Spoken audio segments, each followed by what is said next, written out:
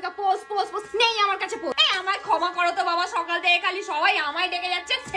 নাও ছবি তুলো। আচ্ছা আমার কোনো ইচ্ছা ছিল না বিয়ে করার। আমি বলেছিলাম আমি ফার্দার স্টাডিজ এর জন্য আমি ব্যাঙ্গালোর যেতে চাই। বললো বিয়ে করে যেখানে ইচ্ছে যা। আরে বিয়ে করে তো মানুষ রান্নাঘরেই যায়, আর কোথায় যায়? কি সবাই এসে একই কথা জিজ্ঞেস করছে, বিয়ে হচ্ছে কেমন লাগছে? বাজে লাগছে।